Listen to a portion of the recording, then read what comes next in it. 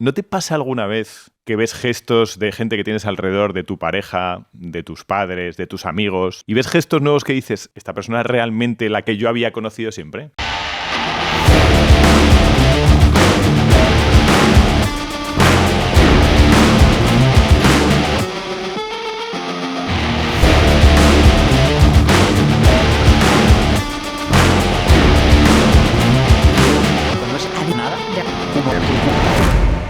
Hoy tenemos a Juanma García. Pincho, ¿qué tal? ¿Cómo estás? Muy buenas, pues encantado de estar aquí. Un tipo que sabe un poco de esto, sabe un poco de cómo detectar cosas que están haciendo los demás. Tú que sabes tanto sobre esto, ¿al final no te pasa un poco decir, ¿conozco realmente a la gente que tengo alrededor? ¿O te sigues sorprendiendo? No, siempre te sorprendes. Porque mira, en realidad cuando tú te formas en este tipo de habilidades, tú aprendes a saber cómo están las personas, pero no cómo son. Porque además las personas son dependiendo en el contexto en el que se muevan. Y no hay nadie que sea siempre de la misma manera, ni por asomo, ¿eh? Y esto es algo que debería de aprender la gente. Yo puedo ser muy empático contigo, pero yo no soy una persona empática. Yo soy empático contigo. Y en otra situación a lo mejor no lo soy. Entonces te sorprendes cuando conoces a una persona, llevas 20 años viendo que es una persona pues como muy sensible, muy empática, muy tal, y de repente en una situación concreta dices, pero si es que tiene un perfil psicópata ahora mismo que estás alucinando, ¿no? Y eso es lo que te sorprende, ¿no? El cómo está en un determinado momento una persona, pero no cómo es. Cómo es súper complicado. Mira, decías de ser empático y siempre se habla, no, ser empático, yo soy empático. Entonces, ser empático es más poliédrico de lo que parece, ¿no? Pero bueno, es que además ser empático, eso te lo hace cualquier psicópata. Muy al contrario de lo que muy al contrario de lo que la gente piensa. Entonces, el ser empático, además, es una habilidad sencilla, es una habilidad de simplemente pensar un poco. O sea, si yo te digo ahora mismo, madre mía, lo que has engordado desde la última vez que te vi, por poco que conecte contigo, yo sé que te he herido. Seguro. Eso es ser empático. Eso es, porque la empatía es conocer cómo se encuentra el otro en un determinado momento. Si yo te digo algo malsonante, pues sé que te va a jorobar. Eso es empatía, ¿eh? Tú lo buscas en el diccionario y empatía es eso, saber cómo se encuentra la otra persona. Otra cosa es empatía emocional y conectar a nivel emocional con alguien. Eso es otra cosa que un psicópata, por ejemplo, pues no va a tener. Eso no lo puede hacer un psicópata, ¿no? No. A ver, un psicópata tiene emociones, un psicópata puede conectar de manera cognitiva, pero no de manera emocional. ¿Un psicópata se va a alegrar? Sí. ¿Se va a alegrar por ti? No. Se va a alegrar por lo que le ocurra a él bueno, ¿vale? Es de mi interés, me acaba de ocurrir esto, me viene bien, se alegra, claro. Pero no se va a alegrar por ti. No tiene emociones, digamos, empáticas. Hay gente que, o sea, los médicos, por ejemplo, ven enfermedades en todos los lados, los policías sospechan de cosas. ¿Cuáles son las cosas que te pasan a ti? Es decir, al final tú, con todos estos años que llevas de profesión, ¿confías más en la gente o menos? No, confío mucho más. ¿Confías más? Sí, infinitamente más, porque ellos me dicen cosas que no saben que me dicen.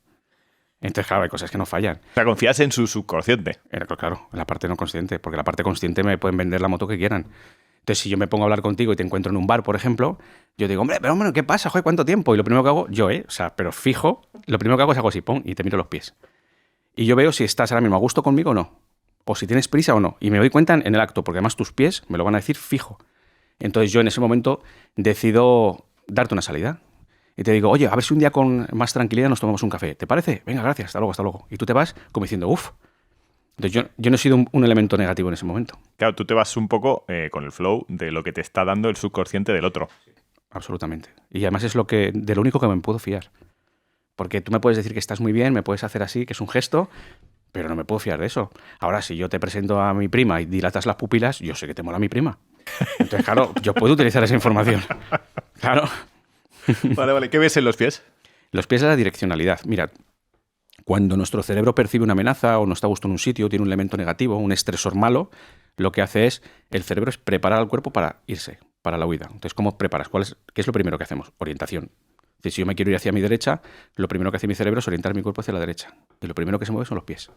Porque iniciamos todo con un primer paso. Entonces, pueden ser que los dos pies apunten hacia la salida, o un solo pie, o incluso aunque apunten hacia ti los pies, el cuerpo empiece a hacer esto. Cualquiera de estas cosas que nosotros veamos es que la otra persona se quiere ir. Y a lo mejor no tiene por qué ser por algo negativo, simplemente a lo mejor que tiene que ir a buscar a los niños y se le hace tarde. Entonces tú tienes que leer eso y darte cuenta que no es el momento apropiado para hacer nada. Entonces simplemente saludas, le dices que guay que la has visto y que a ver si un día nos tomamos un café tranquilamente y ya está. ¿Qué hay de verdad en eso de hacer rapport a la gente? A ver, el rapport depende. Si definimos rapport como conexión psicológica, que debería de ser eso es un arma. Es un superpoder, bueno, diría yo. Es espectacular. Es una gozada. De hecho, es el paso más potente, por no decirte casi el único, para generar confianza en alguien.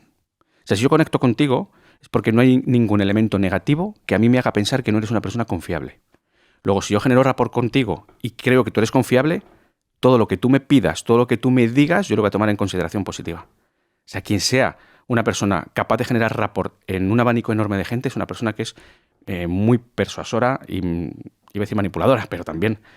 Entonces, sí, generar rapport para mí es lo primero. Es decir, yo cuando tengo que tratar negociaciones muy complicadas con gente con perfiles emocionales muy, muy difíciles, el paso número 1 es de qué manera puedo enganchar con esta persona a nivel psicológico, que es el rapport. Que para la gente que no entienda o que no haya escuchado lo del rapport, dame un poco los pasos para dummies del rapport, o sea, como gente como yo. Sí, bueno, a ver, rapport, al final lo que tienes que conseguir con el rapport es que la otra persona quiera acercarse a ti o se acerca, hay un acercamiento psicológico, ¿vale? Ese acercamiento psicológico se puede hacer, por ejemplo, pues por afinidad, por competencia y generando confianza. Entonces, ¿de qué manera si yo necesito que tú confíes en mí, porque la persona que nos ha presentado me ha dicho, mira, es un tío muy potente, te puede ayudar mucho a nivel de negocios, tal. Vale, pues yo tengo que venir aquí, necesito que tú confíes en mí, que yo te genere buen rollo, ¿vale? Y que conectemos. Entonces, lo primero que yo voy a hacer es estudiarte, saber quién eres, cómo eres, qué piensas, qué miedos tienes, qué incertidumbres, y trabajarlas. Y sobre todo, mira, hay una parte del cerebro que es súper básica, pero muy potente, y es cuando tu cerebro interpreta que la otra persona es parte de tu tribu o de tu grupo, automáticamente le otorgas mayor confianza. Esto viene de hace miles de años, ¿no? De cuando nos sentábamos alrededor de la hoguera, pues no tenían más remedio que confiar en los que se sentaban alrededor de tu hoguera y no confiar en los que se sentaban en la hoguera de otro sitio, ¿no? Entonces, esto sigue ocurriendo, ¿no? Si tú perteneces a algún grupo mío, automáticamente me voy a fiar de ti. Entonces, yo voy a tratar de pertenecer a algún grupo tuyo. ¿De qué manera? Pues conociéndote. Si tú de repente pues eres una persona que hace running y yo hago running, voy a explotar que los dos hacemos running de una manera casual. Y a lo mejor a la hora de sentarme aquí te digo, perdona, es que mira, hice ayer la tirada larga y tengo ahí algo en la rodilla, me preocupa. Y tú me preguntarás, ¿es que corres? Sí, claro, es que para mí correr es una liberación tal. Y automáticamente ya hemos enganchado en un punto. Podemos enganchar en más. El hecho de enganchar en más puntos y generar grupos en diferentes puntos va a hacer que tu cerebro me dé confianza. Tienes que hacer un esfuerzo entonces por dejar de mirar tu culo y mirar el culo ajeno para entender en qué puntos podrías conectar y demás. Que a mí me parece, esto del rapport está, o sea, que decir, es un arma potentísima, pero también tienes que salir de ese papel de rapport en algún momento para no ser una persona que está dorando la píldora. O sea, estás con un objetivo, el rapport tiene un objetivo. Después tienes que salir de ese papel para otro papel, porque hay gente que vive en el rapport constante. No, pero tiene que haber un rapport táctico. O sea, yo la palabra táctica es un apellido que lo pongo en muchas cosas. Autenticidad, táctica. Rapport, táctico. Empatía, táctica. Yo, estratégica, porque me gano la vida así. Digo, claro. Esto es estratégico o táctico. Vamos a ver cómo... Pero es que tiene que ser así. Porque en muchísimas ocasiones tienes que tratar de parecer en vez de ser. Pero porque tienes que actuar de una manera muy táctica. Y muy milimétrica, ¿no? Casi como un cirujano. Entonces, claro, yo tengo que estar y generar rapport contigo y conectar contigo, pero luego me tengo que ir a mi objetivo. Y depende del contexto y la situación, el objetivo puede ser uno, puede ser otro. O sea, yo a lo mejor lo que te quiero es convencer para que inviertas en mi empresa y sí, jaja, muy bien, muy buen rollo, mucho rapport, pero que yo no tengo que perder el foco. Entonces, si yo no salgo del rapport y de la empatía emocional, puedo perder el foco si soy una persona que soy demasiado sensible, por ejemplo. Entonces, me puedo ir. Y no tenemos que irnos, ¿no? Tenemos que dar ese paso atrás y desde la parte más táctica irnos a nuestro objetivo siempre. Vale, estamos haciendo rapport a una persona y está claro que tienes que conectar en ciertos puntos y demás, pero ¿cómo vas notando que va bajando la guardia y empieza a confiar en ti? No, pues eso se nota en mil cosas. Mira, hay un concepto que se llama el rapport corporal. El rapport corporal significa que existen señales a nivel de lenguaje corporal, que no de comunicación no verbal, que indican que tú y yo ya estamos conectados. Por ejemplo, ¿cómo estás ahora y tu inclinación de cabeza cómo es respecto a mí? Los dos estamos inclinados hacia aquel sitio. ¿Sí? ¿Eso qué significa? Que estamos conectados. Porque si no estuviéramos conectados, estuviéramos discutiendo, yo probablemente estaría así. Se rompe lo que es el rapport corporal, se genera una cabeza en X. Que sí, yo seguramente me pondría en posición diferente como... Sí. A lo mejor elevas un poco la barbilla o incluso vas huyendo de lo que yo voy haciendo. Si yo ahora hago así y me pongo de la misma manera que tú, es probable que tú huyas. Si no estamos conectados. Entonces yo voy viendo que estamos conectados. Yo voy viendo que vas asintiendo.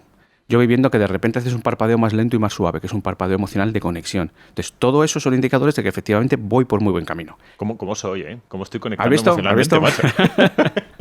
Pero luego tienes lo contrario. Luego tienes señales que evidencian que no estás siendo efectivo en ese rapport.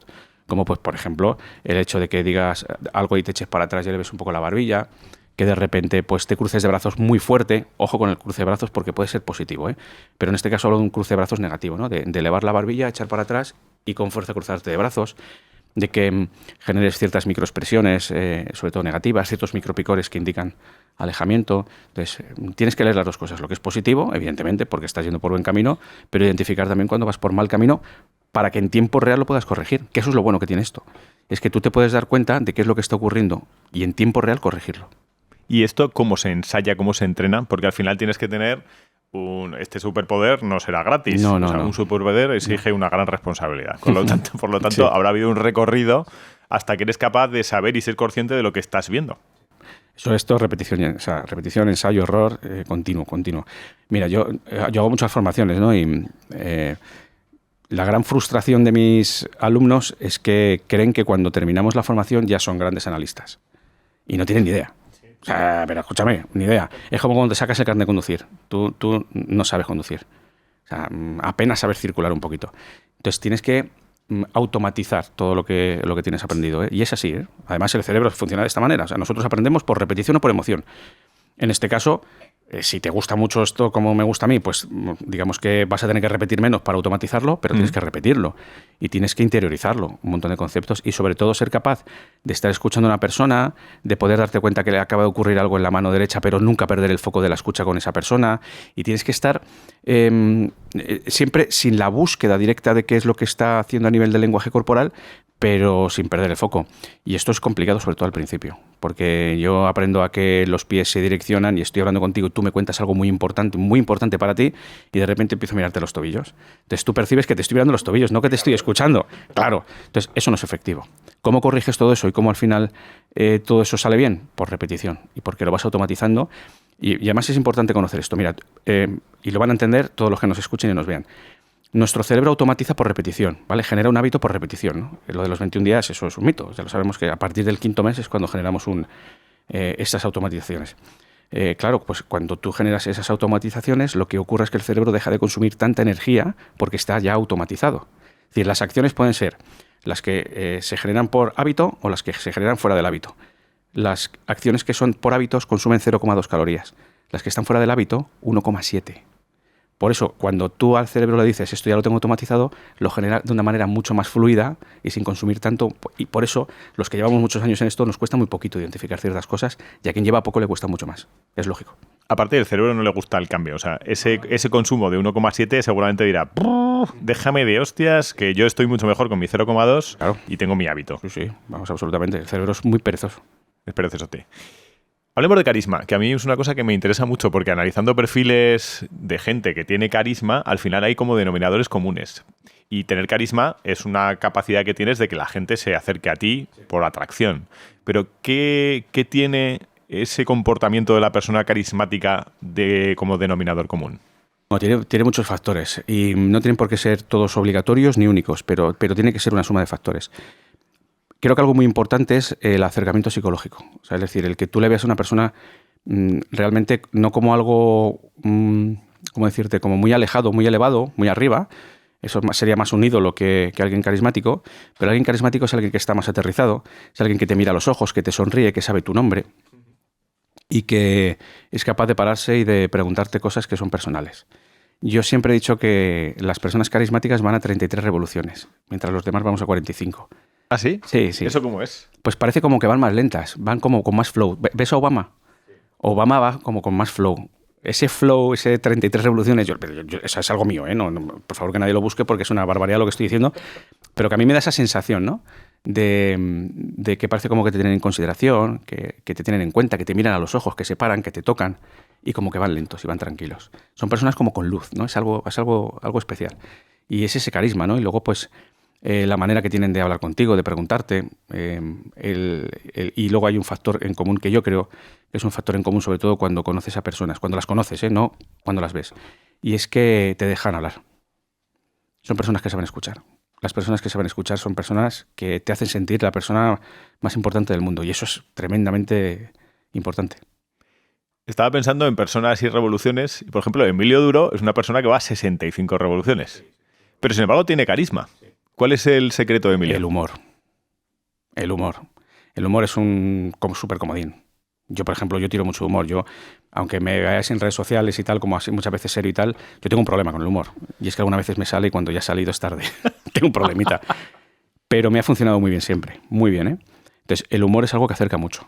Y además, cuando es un humor muy personal, es un humor muy lógico y muy real, ¿no? Como lo que dice, eres feo, oye, eres feo y eres feo y no puedes hacer nada, pues tú te ríes porque dices, es que es verdad, ¿sabes? Efectivamente. Y sí, evidentemente es otro tipo de carisma, pero es un carisma, claro. Esto me lo reprochan alguna vez alguna gente en el podcast, me dicen, joder, el tío macho no hace más que reírse. Digo, perdón, discúlpeme, o sea, me gusta mucho el sentido del humor y me gusta reírme. Y me parece un signo, no de mi caso, pero decir, la gente que me hace reír me parece inteligente. Por supuesto.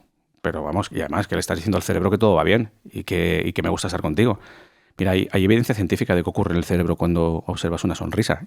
¿Qué pasa cuando hay una sonrisa enfrente? Pues que te perciben como algo totalmente contrario a una amenaza. Es decir, se desatan mecanismos de acercamiento y de conexión entre personas. ¿Quién me sonríe a mí? ¿Mi enemigo o mi amigo? Si es una sonrisa verdadera, mi amigo. Si es una sonrisa falsa, probablemente mi enemigo.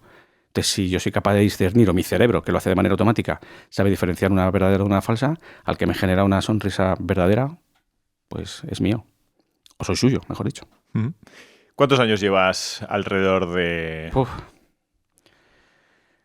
Mira, extraoficialmente, digamos, o de manera más casual, yo me leí mi primer libro de comunicación no verbal a los 13 años, el de Flora Davis. Es un libro del 72. ¿Y por qué te dio, macho, por eso con 13 años? Pues porque era un niño raro, diferente. Yo no me gustaba el fútbol y me gustaba mucho leer y siempre he sido muy curioso. Y me junté además con dos coleguillas que todavía, con uno de ellos hace poco estuve con él, o sea, seguimos siendo íntimos amigos, pues que jugábamos, fíjate, con 12 años, 13 años a las capitales. O sea, mientras los demás jugaban al fútbol, nosotros jugábamos a las capitales. Polonia, Varsovia. ¿No? Pues imagínate ya el perfil.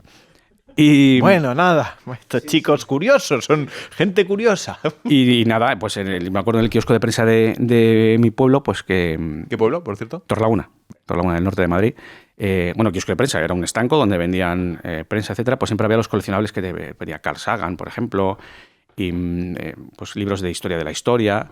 Y me cayó uno de oratoria, donde hablaba mucho de Churchill y todo esto, me pareció muy interesante. Y automáticamente después sí me compré yo ya el de Flora Davis. Y bueno, me pareció curioso, me pareció interesante. Eso es duro, además para un niño de 13 años es un libro que no es fácil de leer, pero me pareció muy interesante. Entonces pues me empecé a interesar sobre el tema, no a centrarme ni a volcarme demasiado, pero siempre lo tenía presente y de vez en cuando ojeaba y compraba alguna otra cosa más. Y ojeaba el muy interesante de la época por si había algo parecido. Y bueno, hasta que oposité a la Guardia Civil, donde ahí ya me pude especializar más en este terreno y en donde, bueno, pues ya te haces un especialista de esto por la condición que tienes y la labor que tienes que hacer en ese momento. Yo tengo los mismos colegas desde los 5 o los 6 años y es imposible aplicar técnicas de comunicación no verbal con mis colegas de los 5 o 6 años. Claro. O sea, hay que decir, puedo hacer el pino puente, puedo hacerte, me dicen, perdona, disculpa, Michel, no. ¿Qué te pasa, macho? ¿Qué tal? ¿A ti te pasa igual? ¿Te conservas los mismos colegas y te pasa lo mismo decir, sí, Juanma, cuéntame lo que quieras, eres especialista, pero te he calao? Hombre, pero mira, hay una de las cosas más importantes para tú poder hacer un análisis bueno de una persona es conocer el baseline. Mucha gente no tiene ni idea de comunicación no verbal, ¿no? Pero yo, por ejemplo, yo tengo 2 hijos y si yo no supiera nada de comunicación no verbal me da igual, porque yo sé cómo se comportan siempre. Yo sé cómo se comportan cuando dicen la verdad. Y si en algún momento complicado ese comportamiento basal se modifica, yo digo, aquí pasa algo. Yo no quiero ser hijo de Juanma. Y eso, pobres. Pero eso nos pasa con nuestros colegas, que nos conocen. Ten piedad, por favor. Nah, que va, además son súper buenos. No pasa nada. No pasa nada. Sí. No, los hijos o sea, los amigos de mis hijos me llevan peor. Sí. Me temen como el diablo. ¿Son 2 niños? Son 2 niños. Menos mal, porque si llegan a ser mujeres y te vienen 2 novios a casa, se cagan en los pantalones. Sí. Porque analiza el comportamiento y Guardia Civil. Ojo, sí. Cuidado. Es un mix importante. Sí. O sea, hay una escena de 2 policías rebeldes que siempre he dicho que lo mismo aplicaba si hubiese tenido hijas, pero no. No sé, si alguno que la busque. En fin. Me decías de la teoría esta de cómo se comportan basalmente y en cuanto notas una diferencia... Sí, y nuestros colegas nos conocen de toda la vida y de todas las maneras, con todas las emociones y en todas las condiciones. Entonces, en el momento que tú vienes raro, te lo notan. Y te dicen, ¿a ti te pasa algo? No, tío, a ti te pasa algo. Y es que te pasa algo. Y te lo notan a la legua. No saben por qué, pero sus neuronas espejo que están muy acostumbradas a a decodificarte y hay un día que te decodifican diferente y le dicen a tu cerebro, aquí pasa algo. Y tú simplemente tienes una sensación, ¿no? Un sexto sentido que algunos denominan. Que no es un sexto sentido, que es tu cerebro. Joder, ¿y te ha pasado alguna vez de gente muy cercana a decir, ¿ya ha pasado algo? Muchísimas. Además... Que te puedan contar, claro. Sí, a ver, además no me gusta porque siempre han sido cosas malas. No, a ver, malas, entiéndeme. Sí, cosas que te preocupan y que pueden ser un disgusto. Pues además, yo muchas veces con mi mujer que ya me conoce y muchas veces digo, aquí está pasando algo. Ya estás junto a cosas. Tiempo al tiempo. Y luego sale y dice, joder, es verdad. O sea, tema de cuernos, o sea, pero meses antes. ¿Y en qué se nota? Se nota cuando... Vamos a poner un ejemplo, ¿vale? Para que nadie se sienta aludido. Tú imagínate que quedamos 4 parejas. Hasta ahí todo bien. Todo bien, ¿vale? 4 parejas, bien. Y de repente empiezas a observar que la chica de una pareja y el chico de otra pareja empiezan a tener reacciones mutuas diferentes y basadas en conexión sexual, que las hay. A ver, explícate. Pues, por ejemplo, cierto acercamiento, que sus pies tiendan a juntarse cuando estamos sentados más o menos en círculo, que, por ejemplo, yo haga un chiste y a la primera persona a la que mire siempre sea ella, o ella cuando diga algo gracioso o algo diferente, la primera persona a la que mire sea a mí. Eso es un truco para saber quién te importa más en un sitio, o quién te gusta. El problema es que no podríamos diferenciarlo de inicio, si es porque te importa o porque te gusta. Eso es, porque ahora tú que hablas a gente en masa, tú cuidado.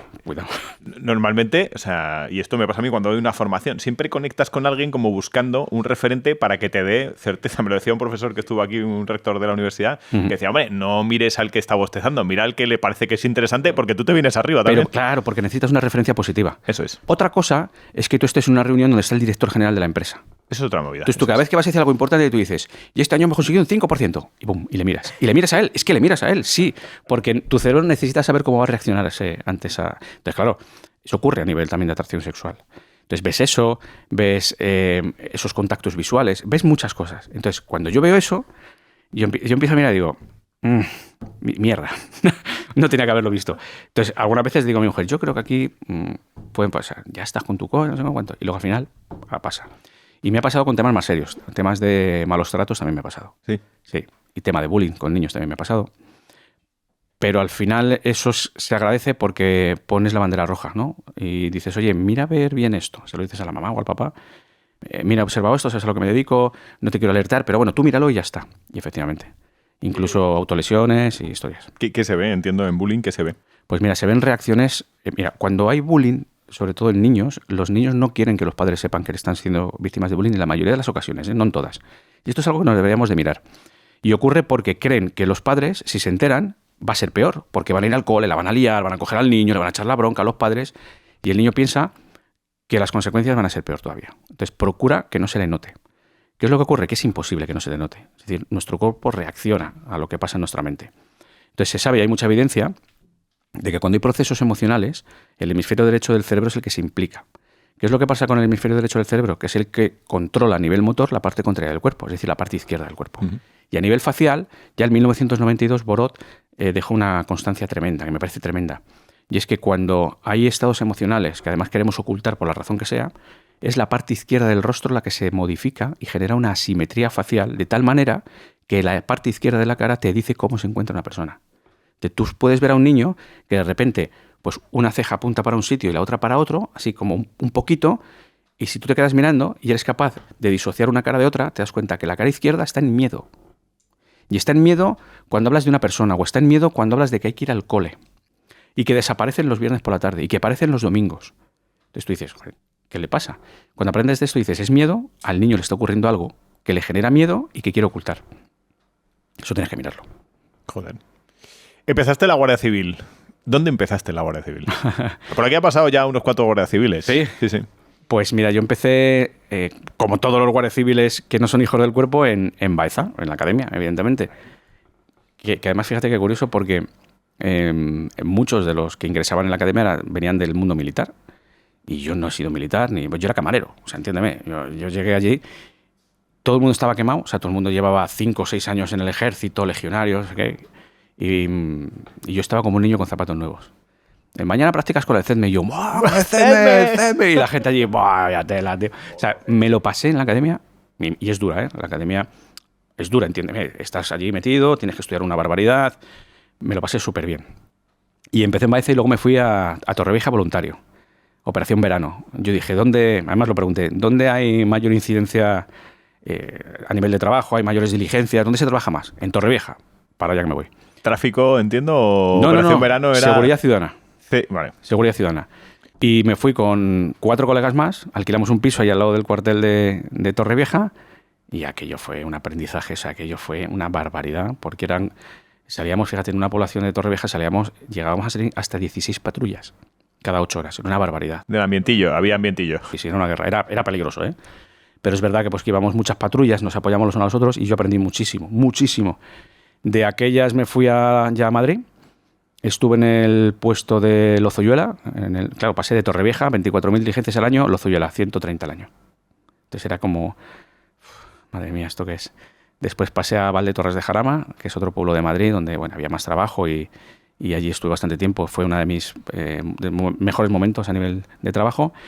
Me fui luego un año, después de una incidencia un poco complicada que tuve, me replanteé estar en la calle y me fui de la calle por un accidente que hubo en la Nacional 1 donde murieron 6 guardias civiles y bueno, pues algunos nos libramos por muy poco. Uh-huh.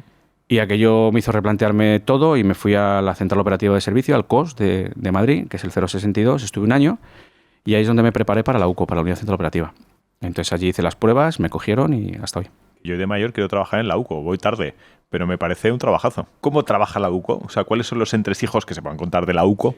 Nada, a ver, la Unidad Central Operativa es una unidad de élite de investigación donde lo que se requiere son gente normal, personas normales, con capacidad de trabajo y con muchas ganas de hacerlo bien. Y de tirar para adelante y de tener una mochila que aguante mucho peso. Mucho peso pues porque tienes que estar muchos días fuera de casa, semanas o incluso meses, en cualquier momento te suena el teléfono y donde, como se está pudiendo comprobar ahora, existen muchas presiones a nivel de medios, a nivel de muchas cosas. Y además algo que a mí me encantaría que la gente lo supiera es que la UCO a día de hoy, hasta que yo por lo menos me he ido, ha estado siempre fuera de todo eso. Yo me acuerdo una vez un jefe que me dijo, en una reunión importante, porque ocurre algo importante dentro de la Unidad Central Operativa, dijo, señores, nosotros solamente debemos pleitesía al Código Penal. O sea, no tiene que haber presiones. Ni prensa, ni medios de comunicación, ni políticos, ni nada. Nosotros tenemos que hacer nuestro trabajo y cumplir de una manera religiosa con el Código Penal. Y quien haga trampa, que lo pague. ¿Qué pasaría en España si no estuviese la UCO? Pues no lo tengo muy claro, sinceramente. Creo que tenemos un problema a nivel de todos los estamentos que hay y todo lo que hay a nivel de poderes, ¿no? Creo que está claro, pero no solamente por lo que está ocurriendo ahora mismo, O sea, de siempre ha habido injerencias a nivel político en tanto a nivel judicial como a nivel policial, como a todos los niveles, Y no hablo del gobierno de ahora, sino hablo de los anteriores y hablaré seguramente de los futuros. Y eso es un problema. Eso es un problema, porque tiene que haber una separación real, hasta física si pudiera ser, de estos poderes para que haya una garantía de que lo hacen bien y que no hay intereses, ¿no?, por detrás. Digamos que hasta que llegaste a la UCO estuviste en una parte muy operativa de la Guardia Civil. ¿Cuáles fueron los mayores aprendizajes de esa parte hasta que llegaste a la UCO? Wow, la calle te da un aprendizaje tremendo. O sea, olvídate de cursos de negociación con el FBI, ¿no? Que muchos me dicen, hostia, te has formado en el FBI. Digo, bueno, y mejor. He estado en la calle muchos años de patrullero. En Torrevieja. En Torrevieja. Eso sí que te da psicología. Mira, ten en cuenta, yo cuando estaba en Madrid, estaba en Lozoyuela, me acuerdo perfectamente.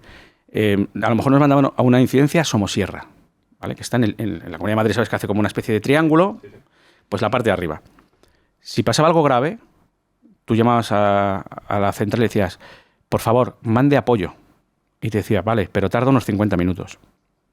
Entonces estabas 2, con una incidencia que podía ser una riña multitudinaria, podría ser un robo, podría ser cualquier barbaridad, y tienes que estar 50 minutos lidiando y negociando para que no ocurriera nada, para que no te intentaran pegar, para que no te intentaran quitar la pistola, para que no... O sea, eso sí que te da experiencia, y eso sí que te da tablas, y eso sí que te enseña a negociar.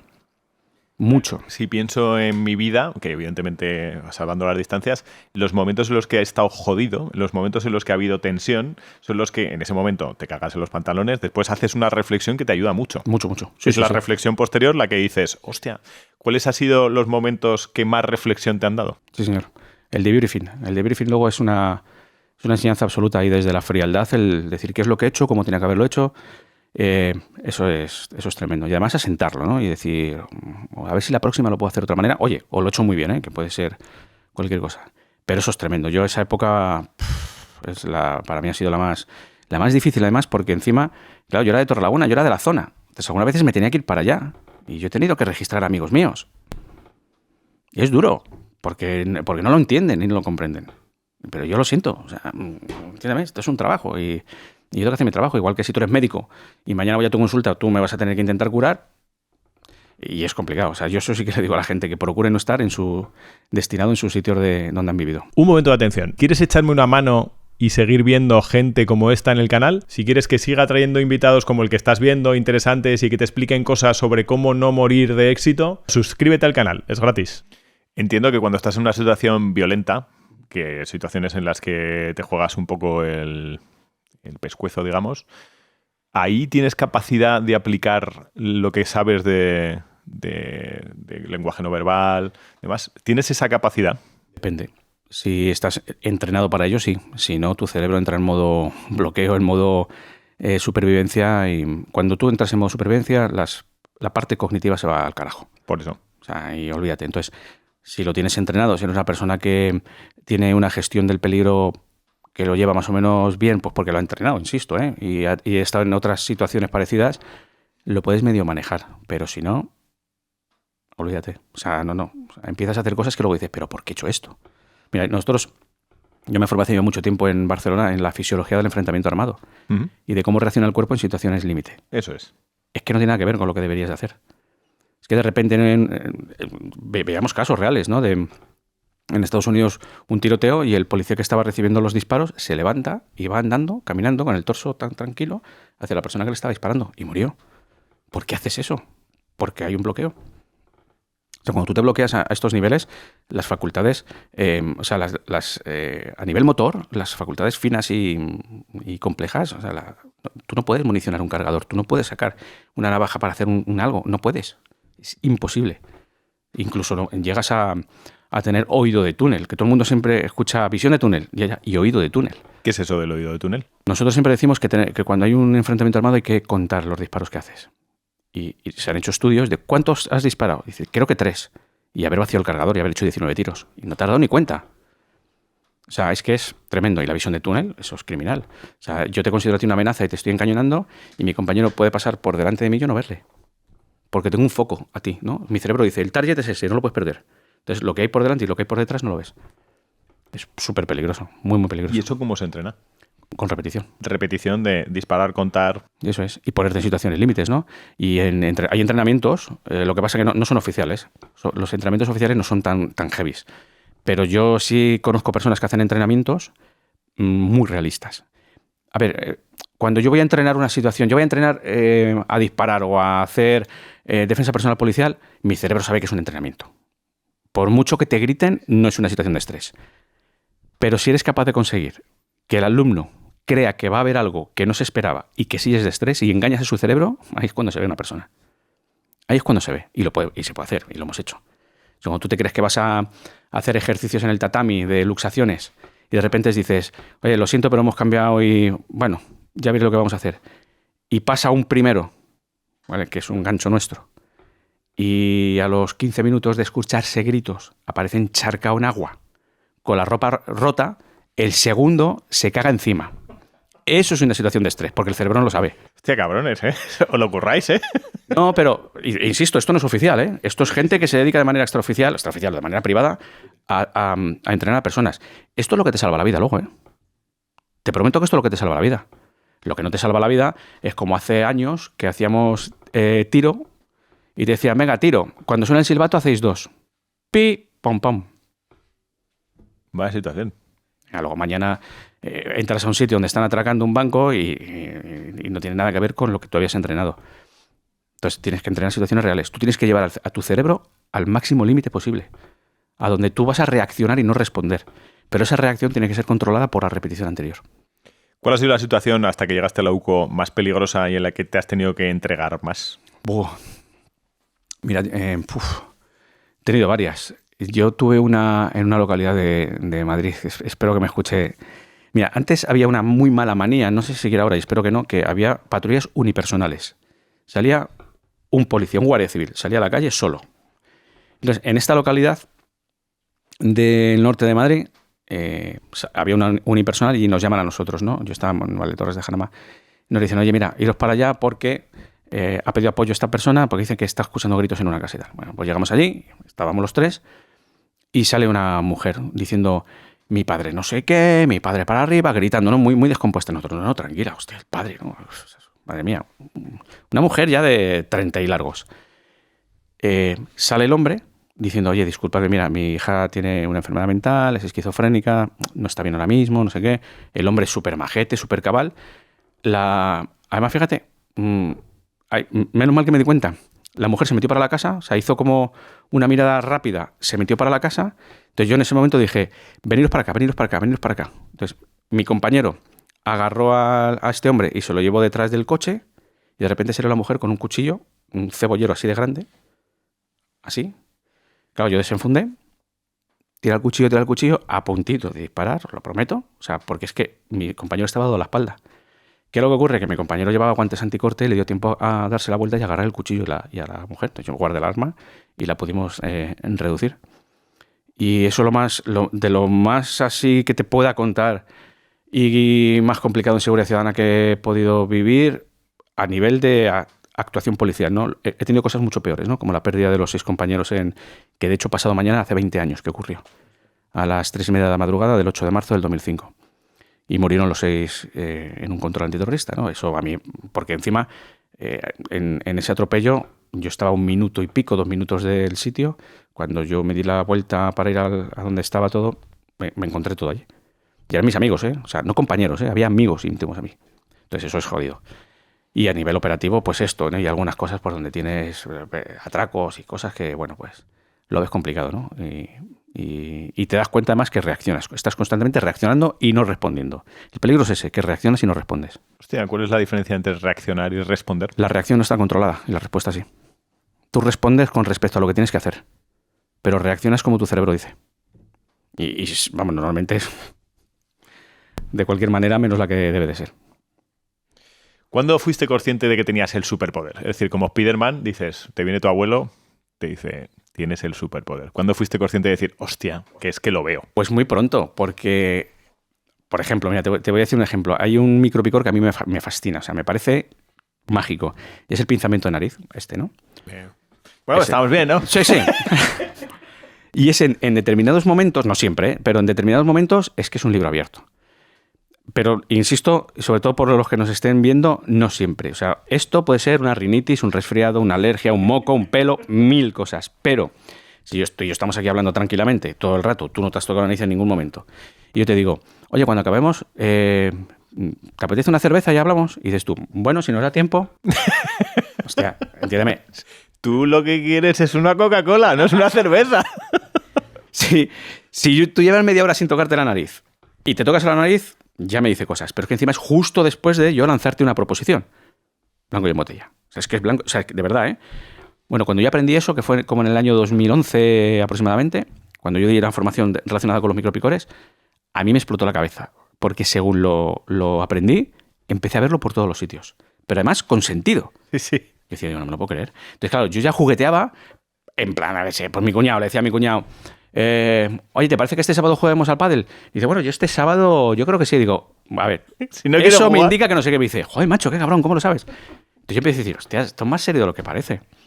Y efectivamente, o sea, ya yo me obsesioné mucho con esto, o sea, te reconozco, y sigo obsesionadísimo, es decir, yo sigo, mucha gente me dice, joder, es que sabes mucho. Digo, no tengo ni idea, con lo que hay, o sea, quiero decir, con lo que me queda por aprender, yo continúo leyendo, o sea, yo me vengo aquí de viaje, me he traído 2 libros, leyendo 2 libros, y estoy continuamente, porque veo la capacidad que tiene esto de impactar en la información que tienen y que arrojan las personas sin saber que están arrojándolo. Y ya no solo eso, porque todo el mundo cuando conoce mi tema de la comunicación no verbal o de la comunicación no consciente, que me gusta denominarlo, se piensa que es unidireccional. Se piensa que yo me siento aquí y lo que hago es hago así y empiezo a ver todo lo que haces. Y eso es lo menos importante. O sea, lo más importante es lo que hago yo para que te llegue a ti. Info, eso es. No. De mi lenguaje corporal y mi manera de actuar que te llega a tu cerebro. Y ya no solamente es cuestión de analizar, sino de provocar. Yo soy el responsable de la información que llega a tus neuronas espejo. Entonces, yo te puedo estar hablando así si yo lo que quiero es caerte mal. Entonces, cada vez que tú me preguntes, imagínate, que yo digo, quiero caer mal. Me haces una pregunta y hago esto. Bueno, y tú en ese momento... Yo empezaría a toser un poco. Juanma me lo han traído. Y a la tercera dices, este tío es imbécil. Sí. Y lo único que estoy haciendo es... Pero puedo hacer lo contrario. Puedo hacer que te caiga muy bien. ¿De qué manera?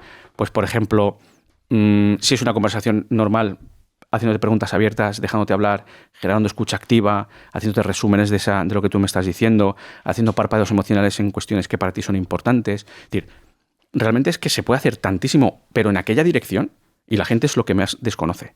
Y sobre todo a nivel de neurociencia, lo que nos damos cuenta es que ya no es cuestión de la comunicación solo, sino del ambiente. O sea, si yo modifico el ambiente, modifico tu conducta. Y no te das ni cuenta. A ver, ponme ejemplos de modificación de ambiente. Yo vamos a tener una reunión tensa, ¿vale? Muy tensa. Además, porque tú ya me has dicho por teléfono, tenemos que hablar, porque esto no puede ser. Sí, bueno, ¿vale? Yo vengo aquí 10 minutos antes, cojo una vela de talco, ¡pam! Vela de talco.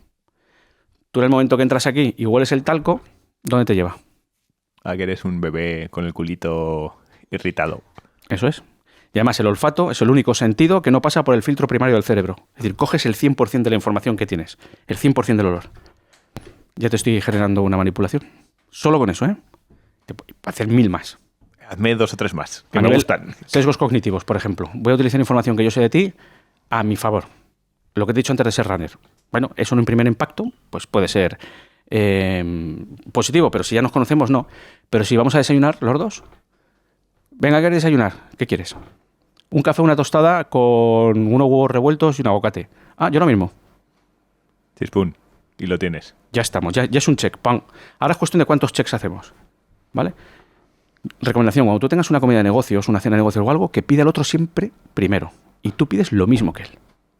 Hombre, si tienes intolerancia, una alergia o algo, no. Pero si no te importa, hazlo. Porque genera conexión. Y al final, si tú quieres conseguir lo que has venido a conseguir, tienes que generar confianza. Es lo más efectivo. Y si generas esa confianza, tienes muchas posibilidades de conseguirlo. Desde luego, si no la generas, tienes muchas posibilidades de no conseguirlo. O sea, no es la piedra filosofal, entiéndeme, sí. pero es muy efectivo. ¿Y esto sirve igual para el ligoteo? Sí, claro. ¿Ya que estamos? Sí, para el ligoteo. O sea, al final es todo ligoteo. Es todo seducción. ¿Igual el polvo de talco no? Bueno, depende. No, hombre.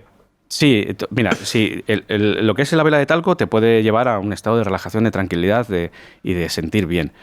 Y luego, cuando tú negocias, cuando tú vendes, tú seduces. Tú tienes que seducir con tu producto, con tu oferta, con tu servicio, con lo que sea. Hombre, cuando vamos al ligoteo, si nos vamos al plano más sexual, pues si nos vamos ya a otras cosas, evidentemente, ¿no? Tienes que ponerte ya en ciertos roles, en un rol a lo mejor más alfa por parte del chico, un rol más de cuidador por parte del chico, depende. Ya, hablaríamos ya aquí más de roles animales. Pero es prácticamente lo mismo. Haría lo mismo. Yo trataría de preguntar y de escuchar muchísimo, porque normalmente se hace lo contrario. Yo trato de vender mi producto, de mira lo guapo que soy. Yo hago karate, hago 3 marciales, yo tengo 2 licenciaturas. Olvídate, tío. Pregúntale. ¿Has visto? Si es que es automático. Porque está mal hecho. Está mal hecho. Sí, porque lo estás sobrevendiendo. Entonces yo no quiero venderte a ti nada. O sea, quiero, ¿no? Pero no debo. Entonces lo que voy a preguntarte es, oye, ¿tú qué has estudiado? Joder, qué interesante. Y la mano, de hecho, o sea, la mano porque esto es interés. Esto es interés. Y luego tú me dices, no, historia del arte. Historia del arte, tal. Y tú has estudiado, por ejemplo, a Leonardo da Vinci. Joder, es que me flipa lo de Leonardo da Vinci, ¿no? Que murió en 1519, ¿no? Era algo de eso, sí. Y va. Entonces, la otra persona se siente súper bien. Este es el famosísimo efecto, a ver si lo digo bien, Disraeli. A ver. Disraeli fue un político británico, ¿vale? Que estaba con Gladstone. O sea, había dos políticos enfrentados, Gladstone y Disraeli. Y ambos cenaron con la reina Victoria en el siglo XIX. ¿Qué es lo que ocurre con ambos? Que fueron cenas, pues a lo mejor este sábado con uno, este sábado con otro, ¿no? En eventos.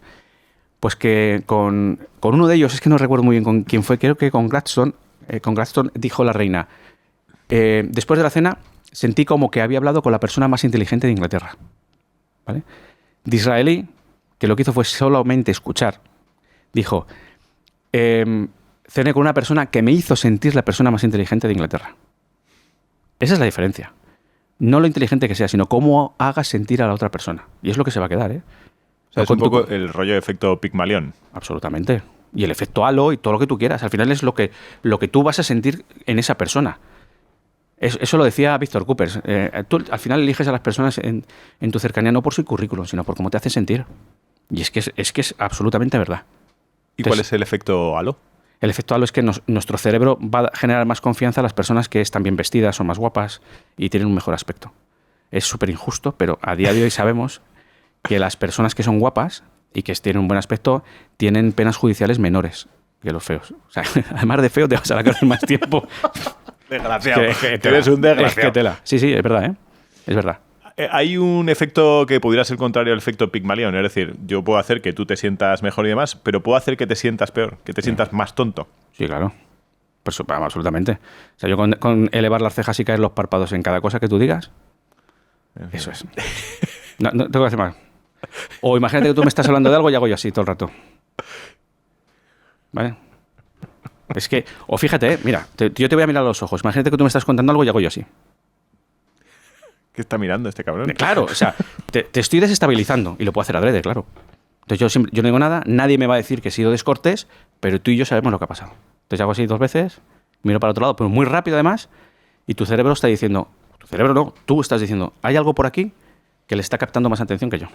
Pero entiendo que la clave es que tú estás haciendo eso y yo inconscientemente estoy captando, este pasa de mí, sí, claro. Este pasa de mí. O sea, la clave sería decir, voy a ser consciente de lo que está haciendo, voy a trasladarle un lenguaje que sea, le llamabas un lenguaje no verbal.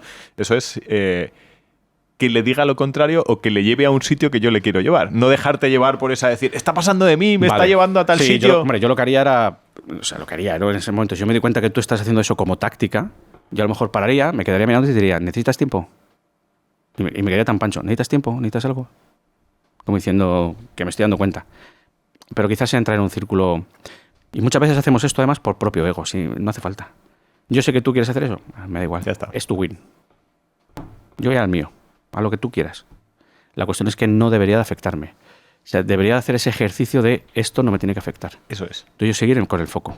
Es complicado, ¿eh? Porque el ego al final, pues, es un enemigo.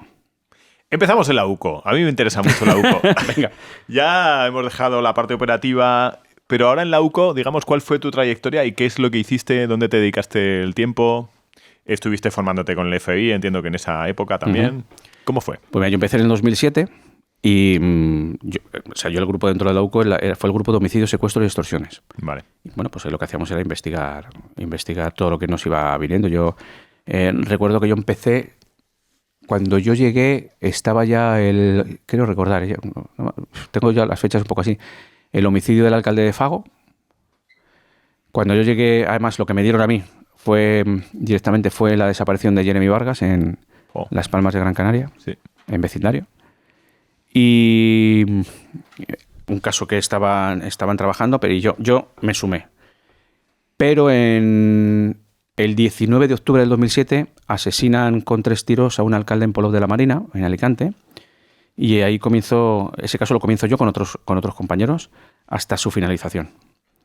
Eso fueron 4 años de investigación. Fueron 2 años, detuvimos, 2 años más de consolidación de pruebas, y eso fue, yo estuve viviendo en Benidorm, no sé, de lunes a viernes, y bueno, ya no de lunes a viernes, y incluso tirarme un periodo de 3 semanas, un mes, sin parar allí.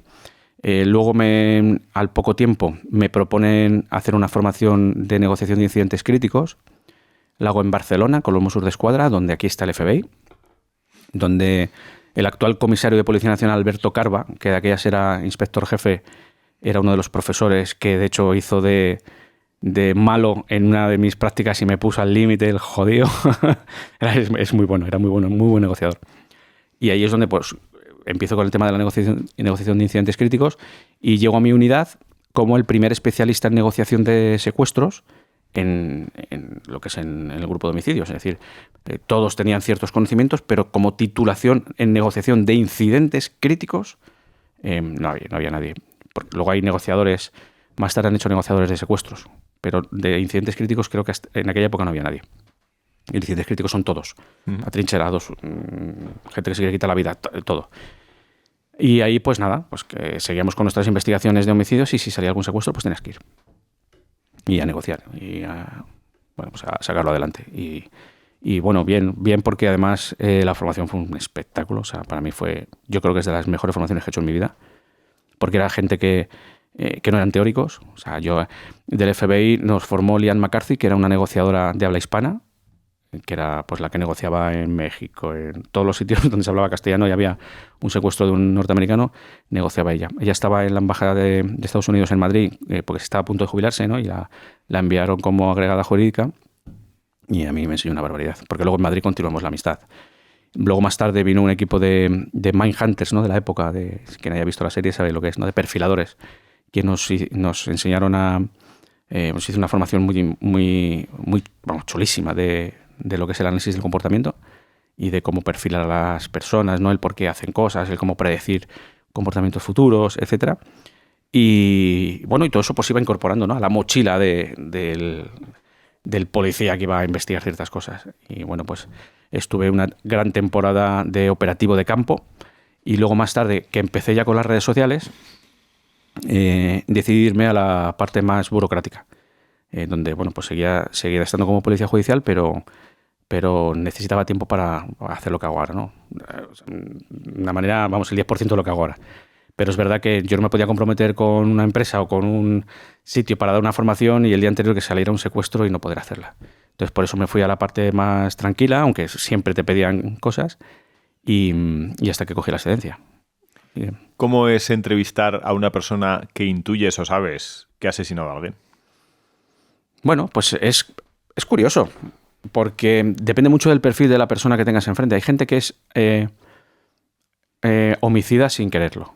O sea, hay gente que ha matado sin querer, de verdad, ¿eh? O sea, yo he tenido casos de alguien que se le ha ido de las manos y pues, era una persona concretamente, mira, me acuerdo de un chico en Galicia que estaba manteniendo relaciones sexuales con una novieta. No era novia, era una amiga con derecho a roce. Y discutieron, la chica creo que le escupió en la cara, alguna historia así. El chico se enfadó, la agarró del cuello, pero era un tío tan grande y tan fuerte que le partió el cuello. Él no quería matarla. Quería decir, vamos, casi seguro, tampoco me meto en su mente, pero la mató. Entonces, hablar con ese chico es muy diferente a hablar con un sicario o hablar con un tío que disfruta matando. No tiene nada que ver. Entonces, con todos más o menos tienes que hacer lo mismo, tienes que tratar de hacerles ver que les entiendes. Ojo, lo que te estoy diciendo. Tienes que tratar de que no se sientan juzgados y de que se sientan validados. Pero esto es en toda la vida, O sea, porque de esa manera se abren más. O sea, aquí lo del poli bueno, poli malo, eso es en Hollywood. O sea, que es poli bueno, poli bueno. Y tiene que serlo así. Entonces tú cuando te pones delante de un malo, el malo tiene que estar bien. Y tiene que estar bien atendido. Y tiene que ser comprendido en medida de lo posible. Y tiene que ser, de verdad, Y cuanto mejor sea el ambiente, más fácil es de que te cuente cosas, te diga cosas y que todo llegue a buen puerto. Entonces tienes que tratar de hacer eso. Y a veces el estómago no te deja.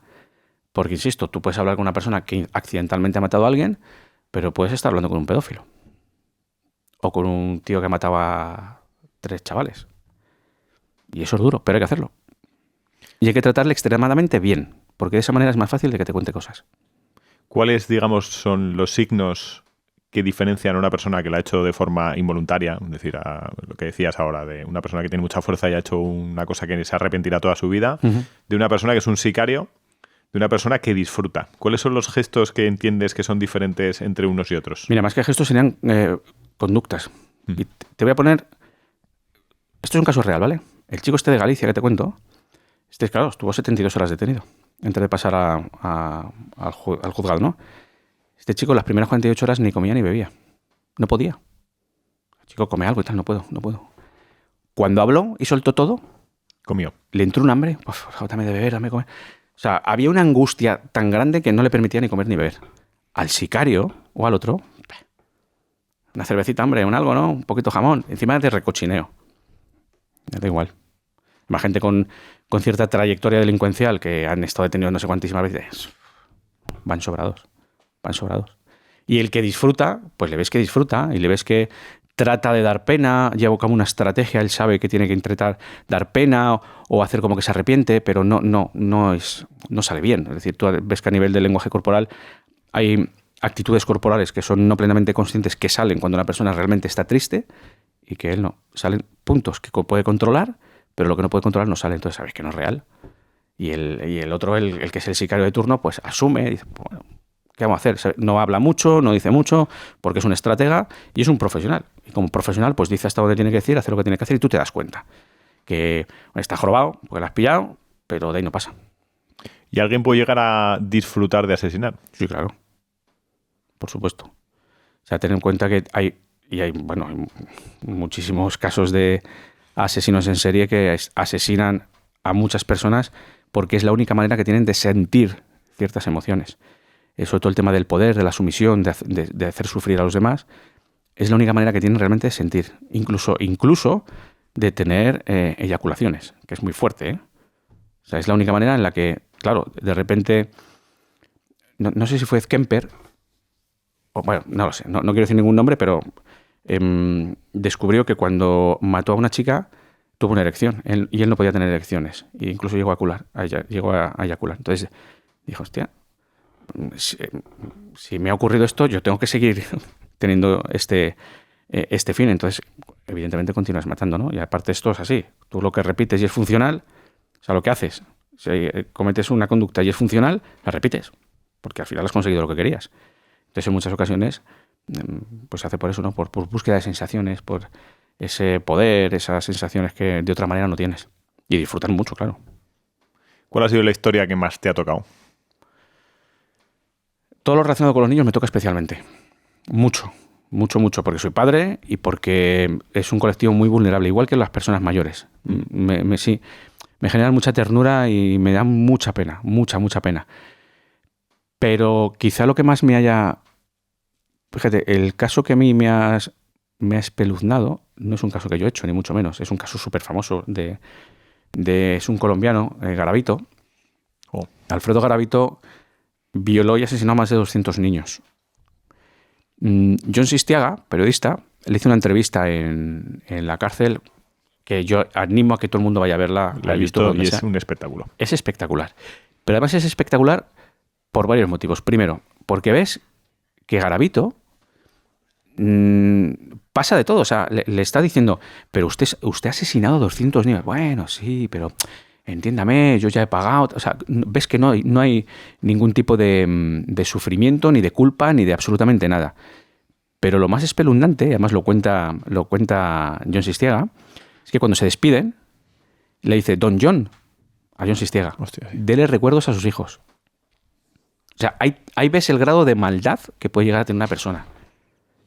De maldad a sabiendas a que ese comentario le va a llegar a lo más profundo de su cerebro. O sea, un tío que ha matado y violado a más de 200 niños le dice al entrevistador, dele recuerdos a sus hijos. Es que es muy fuerte.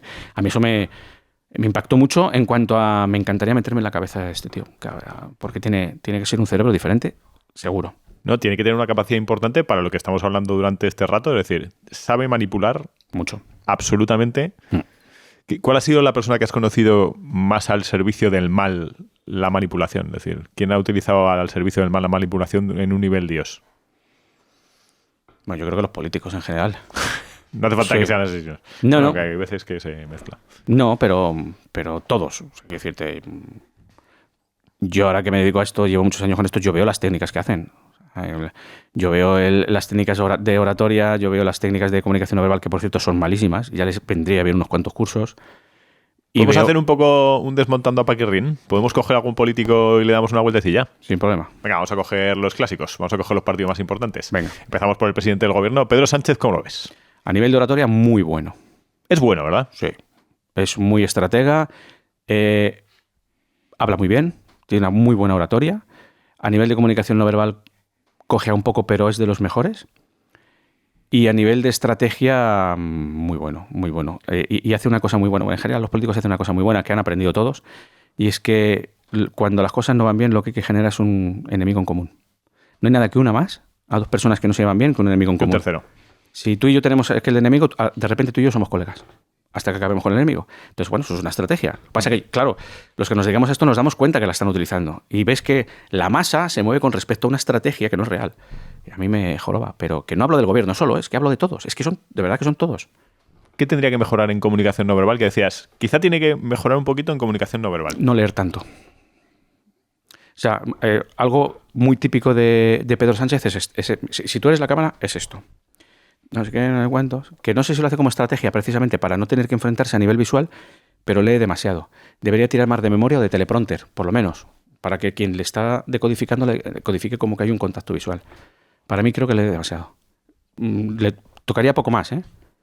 Un poco más. O sea, lo ves el más completo, digamos, o de los más completos. Sí. Sí, es que a completos... A mí hay uno que me gusta mucho, que también tiene sus carencias, que es Rufián. Gabriel Rufián es un estratega. O sea, es un tío que utiliza la comunicación de una manera tremenda, diferente, pero muy bueno. O sea, es una persona que toca el botón rojo. Yo no sé si te acuerdas de lo de la palmera. Que le decían que ya... Bueno, le voy a decir a usted y a su palmera. Y la mujer empezó a protestar y encima le guiña el ojo. Hace así. Como dice, salta la mujer, no me guiñes el ojo, imbécil. Le sacó de sus casillas. ¿Quién ganó? Ganó Rufián por goleada. Claro. Entonces se salió con la suya. Y es bueno. Si te das cuenta cuando le entrevistan a la salida pues con Vito Quiles, con esta gente, sí. admite la entrevista y hay sorna y no sé cuántos. Eso es beneficioso para él. Eso deberían de hacerlo todos. No evitar el confrontamiento, sino aprovecharse de él. Decir, bueno, ya que te toca aguantar aquí, venga, vamos a pasarlo bien. Y vais a ver que soy un tío que torea. Eso está bien. Eso está muy bien. Núñez Feijóo, ¿cómo lo ves? Núñez Feijóo le veo bien. De hecho, ha mejorado bastante. Antes era peor comunicador que ahora. Ahora le veo bastante mejor. Pero creo que debería de ser un poquito más emocional. Es muy tecnócrata, Feijóo. Y eso no es malo, ni es bueno. Pero debería de ir un poquito más a la parte más emocional. Y sobre todo a la expresión emocional. Es muy lineal, bastante lineal. Pero tampoco es malo. Tampoco es malo. Un poco más cambiaría de él. Vale. Un poco más. Santiago Abascal. Santiago Abascal me parece muy bueno también, muy completo. Una persona muy completa y además que utiliza mucho la contundencia. Es un tío muy marcial y eso le genera mucho impacto, mucho punch. ¿Qué podría retocar de Abascal? Quizá alguna vez tirar un poco más de suavidad y de hablar un poco para las personas que necesitan esa suavidad. ¿Queréis conocer un poquito más cómo se cocina Morir de Éxito? Pues meteros en la pestañita de comunidad, porque ahí hablamos precisamente de quiénes son los siguientes entrevistados, os preguntamos cuáles son las preguntas que tenemos que hacerles. Meteros en la pestaña y conozcámonos un poquito más. Claro, esto tiene que ver mucho con la persona a la que están hablando. Es fundamental. O sea, tú tienes que hablar con objetivo. Me has dicho muy buenos. O sea, me has dicho algunos que son muy buenos. Para mí, muy buenos. Pablo Iglesias. Pablo Iglesias es muy buen orador, pero a nivel de comunicación no verbal, fatal. Horroroso. Fatal. O sea, tiene como línea base el fruncimiento de ceño que debería de corregir, pero como es algo basal suyo, pues no va a poder hacerlo. Su postura corporal normalmente es como muy encogida, eso tampoco le juega a favor ni mucho menos. Y luego, el otro día le llamaron la atención en un juicio, por ejemplo, por cruzar las piernas de una manera que no debía, ¿no? Entonces, eso tendría que mirarlo. Pero a nivel de oratoria es muy bueno. Y luego debe tener algún tipo de asesor en comunicación no verbal que alguna vez le ha dicho algo y o se lo ha dicho mal o lo ha entendido mal. Yo tengo una imagen perfecta de él, de un día de repente aparece y aparece hablando así. Literal así, Bueno, nosotros es que yo decía o se le ha caído la bandeja a este hombre o no lo entiendo bien. Claro, le debieron de decir, no, tú enseña las palmas de las manos que eso lo hace la gente que no tiene nada que esconder. Ya habrá dicho, pues venga, pues Sánchez Castilla, venga, no. No. O sea, eso lo puedes hacer de vez en cuando, ¿no? Yo te puedo decir, a mí me encantaría que vinieses a mi oficina a ver lo que tengo. Y ya está. He hecho esto, que indica, pues que hay apertura, pero no ponerte así todo el rato. Entonces, eso me da a mí a entender que le han dado algún consejo, pero mal dado. Hay muchos políticos que utilizan la mano en ojiva, ¿no? Sí. ¿Esto qué indica? La mano en V. Bueno, la mano en V es... Yo tengo una relación amor-odio con la mano en V porque la utilizo mucho y no me doy cuenta. Yo la utilizo como un anclaje. O sea, no sé si alguna vez has visto a Albert Rivera que hace esto. Sí. Pues yo hago lo mismo, pero con esto. Es decir, cuando yo no sé muy bien qué hacer con las manos, hago pum, ¿vale? Y hago esto. Y no me gusta, pero lo tengo muy enclaustrado. Cuando es una reacción, la mano en V es una manera de decir soy el que sabe, ¿vale? Soy una autoridad en esto, ¿vale? Es decir, cuando alguien te está hablando desde aquí es porque es una autoridad en algo. Cuando hace esto es cuando es una autoridad y estoy por encima de ti. Soy una autoridad y estoy a tu altura, soy una autoridad y me pongo a tu servicio. Por eso los políticos, muchos les dicen que hagan esto. Soy una autoridad, soy el político, soy el que manda, pero me pongo a tu servicio. Que al final es lo que los políticos quieren que los demás perciban. Aunque luego no sea verdad, pero es lo que hacen, ¿vale? Había una fotografía muy cachonda de Angela Merkel que decía "Be careful with superglue" y salían como 50 fotos de ellas y todo el rato. Es que Buenísimo. te iba a preguntar por Angela Merkel, porque Pues, es que salía siempre... Siempre. O sea, Pero, pues, Michael eso es. Fulwood, Sí, Fulwood. es un gesto adquirido y de formación. Sí, eso es. ¿Cuáles son los que te enamoran, ya no solamente políticos, sino gente que te enamore comunicando? Es decir, qué buenos son, cómo controlan, cómo se han pasado la pantalla. Sí, pues gente auténtica. Es decir, gente que tú ves que comunican porque son así, Ujú. pero que no significa que sean así. Me explico. Personas que tienen autenticidad táctica. Obama que parece que es fluido y que parece que él es así, no es así. Es una persona formada, pero no lo parece. Parece auténtico. Por eso digo autenticidad táctica. La gente que es auténtica, aunque no sea, digamos, muy ortodoxa, se lleva el gato al agua. Javier Milei. ¿Qué pasa con Javier Milei? ¿Qué tiene de ortodoxo? O sea, hace todo lo que no hay que hacer, pero gana. ¿Por qué? Porque hace lo que cree él que tiene que hacer. Y él es así. De hecho, le conozco personalmente, que coincidí el año pasado con él, y es que él es así. Donald Trump, él es así. Tiene detractores, tiene seguidores, tienes que... Pero oiga, es que ha ganado unas elecciones 2 veces. A pesar de ser lo que es y de hacer lo que hace. Porque es auténtico. Jesús Gil, cuando estaba en España, Ujú. el tío que le daba igual la comunicación, le daba igual todo, era auténtico. Y esa autenticidad muchas veces gana, por encima de la estrategia. Entonces, si sabes combinar las dos cosas y eres táctico, pero que parezca autenticidad, es el que se lleva el gato al agua. Sin duda alguna. ¿Hay alguien que le hayas detectado eso? Es decir, es auténtico, pero el jodido o la jodida ha sido capaz de tener la estrategia y utilizarla de una manera adecuada. Ostras, a día de hoy, en la actualidad, no se me ocurre ninguno. O sea, se me ocurre Obama, pero no se me ocurre mucho más.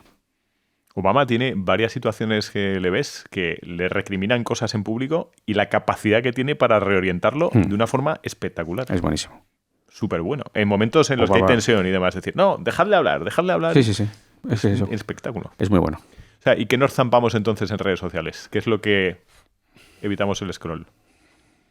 Evitamos... ¿A qué te O sea, refieres? que nos quedamos, es decir, hostia, me quedo. ¿Qué cosas se queda la mirada fija en decir, este tipo de perfil nos encanta? ¿A nivel de lenguaje no verbal? Sí. ¿O a qué nivel? Bueno, pues yo, por ejemplo, creo que sería interesante todo aquello que capte la atención a nivel facial. ¿Qué capta la atención a nivel facial? ¿O qué está diseñado a nivel facial para captar la atención? Pues algo tan sencillo como las cejas, por ejemplo. Es decir, si yo a ti te digo, ¿qué pasa? O te digo, ¿qué pasa? ¿Con cuál te quedas? Con el 2.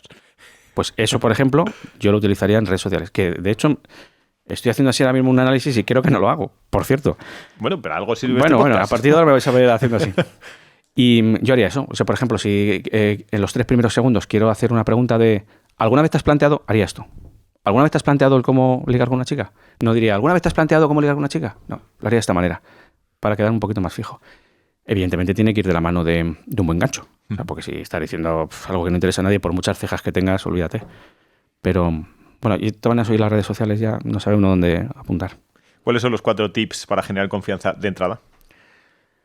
Pues dejarte confundir, ver que puedes cometer errores, que de repente haces una cosa y tiras para la otra. Es decir, es esa personalidad, ¿no? No sé si denominarlo personalidad, o al menos esa humanización de lo que haces, de que no pasa nada, ¿no? Yo, por ejemplo, yo genero mucha confianza por autenticidad, pero porque realmente, por muy experto que sea, yo fluyo. O sea, yo llevo muchos años dándome cuenta que cuando yo fluyo, me salen las cosas mucho mejor que cuando voy con técnica. Entonces, yo, por ejemplo, contigo, yo no estoy utilizando nada. Te lo prometo, te doy mi palabra, ¿eh? Si no, que me analicen, que va a estar grabado todos los que quieran. Y yo tiro, ¿por qué? Porque a mí me ha salido siempre muy bien la autenticidad, ser auténtico. No genero ninguna incongruencia cuando soy auténtico, que yo sepa. Hasta ahora no he generado ninguna incongruencia. El problema es cuando tú quieres ser auténtico, pero hay una parte de tu cerebro que te frena, ¿no? Y, por ejemplo, y dices tú, no, yo voy a ser auténtico y voy a ser majete. Y me dices algo y hago yo. Y claro, quien te ve dice, ¿qué le ha pasado, no? O sea, Está bien. así, no ha sonreído en condiciones. Yo a lo mejor, pues si no me hace gracia, pues no te sonrío, te hago una gracia, un chiste, pero no sonrío. Pero si sonrío de verdad. Entonces a mí funciona bien eso. Entonces el dejarte ir, el dejar fluir, el que sea lo que Dios quiera, es muy bueno. De hecho, mira, me recuerda una cosa. Yo formo a muchas personas para pasar entrevistas. Y muchas me dicen, Juanma, tío, ¿me entrenas? ¿Me preparas para la entrevista de esto, del otro? Digo, vale. ¿Cuánto tiempo tenemos? Me dicen 1 semana. Digo, vale, pues ya hemos terminado. ¿Cómo hemos terminado? Digo, ya está. Tienes que ser tú. Porque entre ir con técnica y ser tú, me quedo con que seas tú, porque la técnica no te va a servir. Porque si yo ahora te digo, cuando estés delante del entrevistador, mira los ojos, eleva la barbilla, gira hacia la derecha, ¿vale? Mueve un poquito más la mano izquierda y de vez en cuando haz parpadeos lentos y suaves, ¿tú qué vas a hacer? Si quito la calzada, claro, luego no te va a salir bien.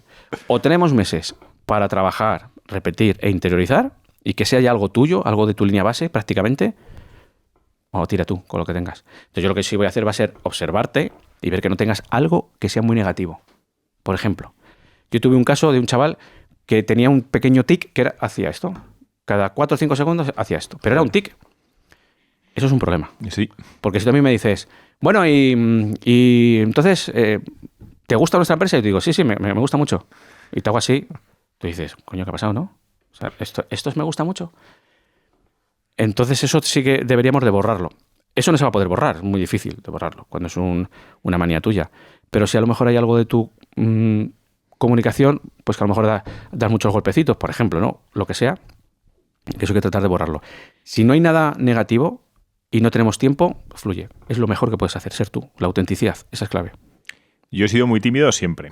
Y he sido una persona muy tímida, que me ha costado, cuando tenía que hablar, me costaba hablar y mirar a los ojos y demás. Y he sido un tímido evolucionado a extrovertido. Y he descubierto una cosa, que es que soy capaz de diferenciar a los tímidos evolucionados de los extrovertidos. Uh-huh. ¿Tú serías capaz de decir cuáles son los síntomas de una persona tímida evolucionada de un extrovertido puro? Ostras, macho. Yo he sido capaz. ¿Sí? Oye, pues me interesa hablar mucho esto contigo. Yo sí estoy haciendo ahora un estudio científico sobre la detección de los introvertidos y extrovertidos a través del lenguaje corporal, con un solo gesto. A ver, hostia. No te lo puedo explicar. Perdón. Pero te explico por qué no te lo puedo explicar. Porque el estudio lo vamos a hacer a través de redes sociales. Vale. Es decir, la muestra la vamos a sacar a través de redes sociales. Entonces, si la digo, se puede viciar. Sí, Entonces, no puedo. No. Pero todos atentos a eso, ¿eh? Que va a salir. Sí, y es... lo hago con un psicólogo, lo voy a hacer con Fernando González, y es el cómo averiguar a través de un solo gesto si una persona es introvertida o extrovertida. Buah, me flipa. Y de momento, por lo que hemos visto, tiene mucho sentido. Mucho sentido. Solo con un gesto. Solo con un gesto. El decirte yo, imagínate que yo te digo, parpadea 2 veces, y tú parpadeas 2 veces, entonces los introvertidos van a parpadear de una manera, los extrovertidos de otra. Así, pero así de fuerte. Entonces, estamos viendo que se está produciendo algo parecido, pero no podemos definir exactamente el qué. ¿Tú eres una persona tímida? ¿Has sido tímido? No, yo soy extrovertido. Eres extrovertido. Pero no confundamos la extroversión o la introversión con...